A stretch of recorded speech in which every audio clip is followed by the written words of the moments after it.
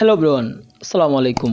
এই ভিডিওতে আমি আপনাদের সাথে তুলে ধরার চেষ্টা করছি সৌদি আরব বিশ্ববিখ্যাত একটি মার্সিডিজ বেঞ্জ এমনকি হিমাচলের বহরা থাকা হলুদ কালারের বিজনেস ক্লাস এই দুটি বাস নিয়ে কম্পেয়ার কিংবা বাজারে এই বাসগুলোর কিরকম চাহিদা এই বিষয়ে আপনাদেরকে তথ্য দেওয়ার চেষ্টা করব। অনেকে আর কি সৌদি আরব মার্সিডিজ বেঞ্জের এই বাসটি সম্পর্কে কিছু বিস্তারিত তথ্য আর কি জানতে চেয়েছিলেন, যার কারণে ভিডিওটি তৈরি করা। প্রথমত এই বাসটি সম্পর্কে আমি যে তথ্যটি আপনাদেরকে দেবো সেটি হচ্ছে আমার মতে 2024 সালে এখন পর্যন্ত তৈরি হওয়া কিংবা ভবিষ্যতে যে বাসগুলো তৈরি হবে সবচেয়ে সেরা হচ্ছে সৌদি আরব মার্সিডিজ বেঞ্জের এই বাসটি, কারণ আমাদের দেশে এত সুন্দর বাস অন্য কোনো কোম্পানি তৈরি করতে পারেনি। যদিও মার্সিডিজ এটি হচ্ছে একটি জার্মানিজ প্রোডাক্ট, আমাদের দেশে অনেক আগে এই বাসগুলো এসেছিল, তবে সৌদি আরব পরিবহন আবারও রিপেন্ট করে যাত্রীদের সামনে এই বাসগুলো এমনভাবে তুলে ধরার চেষ্টা করেছে যেমন কি নেই মাত্র জাহাজ থেকে বাসগুলোকে নামানো হয়। এই বাসটির আপনারা ফ্রন্টের কথা বলেন কিংবা ব্যাকলাইট অথবা আউটলুক, হেডলাইট, পেন্ট স্ক্রিন বলেন, সবকিছু মিলিয়ে আমি মনে করি গত কয়েক বছরের মধ্যে আমাদের দেশে তৈরি হওয়া হেভি লাক্সারিয়াস বাসগুলোর মধ্যে সৌদি আরব এই মার্সিডিজ বেঞ্জটি অন্যতম। তবে যদিও বাসগুলো রাস্তায় বের হওয়ার পর থেকে আর কি রাস্তায় খুব একটা কম দেখা গেল,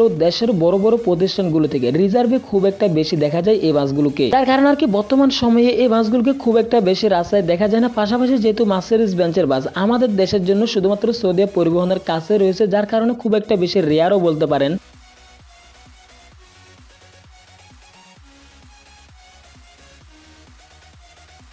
এখানে যদিও এই বাসগুলো নির্দিষ্ট রয়েছে ঢাকা থেকে চট্টগ্রাম কক্সবাজার রোডে, যদি আপনারা ভ্রমণ করতে চান তাহলে অবশ্যই অনলাইন থেকে অগ্রিম টিকিট ক্রয় করতে হবে। কাউন্টার থেকে কখনোই এই বাসগুলোর সিট আপনারা ফাঁকা পাবেন না। পাশাপাশি এই বাসগুলোকে বর্তমানে যে ইঞ্জিনগুলো দিয়ে রান করা হচ্ছে সেটা হচ্ছে 430 হর্স পাওয়ারের চাইনিজ ইউচে একটি ইঞ্জিন দিয়ে রান হচ্ছে, যেটা কিনা ঘন্টায় 160 কিলোমিটার বেগে দৌড়াতে পারবে। পাশাপাশি শুধুমাত্র যে ইঞ্জিন দিয়ে রান করানো হচ্ছে তাও কিন্তু না, এই বাসগুলো যেহেতু হাইব্রিড অর্থাৎ ব্যাটারি কিংবা ইঞ্জিন দুটো দিয়ে কিন্তু এই বাসগুলো রান করানো হয়। তবে যদিও হাইব্রিড অনেক ক্ষেত্রে অনেক রকম হয়ে থাকে, তবে এই বাসগুলোতে কোন হাইব্রিড ইউজ করা হয়েছে সেটি আমার জানা নেই।